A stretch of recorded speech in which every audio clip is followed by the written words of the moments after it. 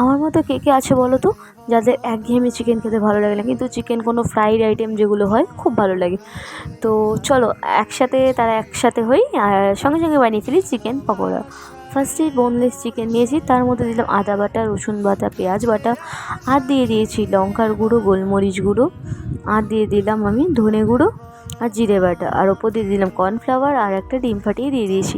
তো ভালো করে ব্যাটারটা মেখে নিয়ে এটাকে 1 ঘন্টার জন্য রেস্টে রেখে দেবো।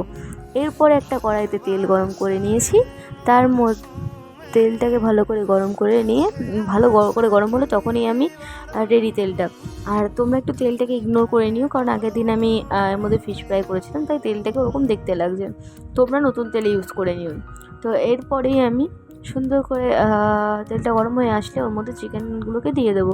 চিকেনগুলো দিয়ে লো টু মিডিয়াম ফ্লেমে সুন্দর করে লাল লাল করে ভাজবো। লো টু মিডিয়াম ফ্লেমে ভাজবে, নয়তো সুন্দর করে বয়েল হবে না। লো টু মিডিয়াম ফ্লেমে সুন্দর করে ভেজে নেওয়ার পরেই আমি একটা পাত্রের মধ্যে তুলে নেবো। তো দেখতেই পাচ্ছ কত সুন্দর করে ভাজা হয়ে আসছে, লাল লাল হয়ে গেছে। তোমরা এটা যে কোনো দিন গেস্ট আসলে বা নিজেদের জন্যও বানাতে পারো। আমি তো নিজেকে খুশি করতেই বানিয়ে খাই, কারণ আমার খুব ভালো লাগে। তো কেমন লাগলে অবশ্যই কমেন্ট করে জানাবে, আর ভালো লাগলে পাশে থাকবে। টাটা।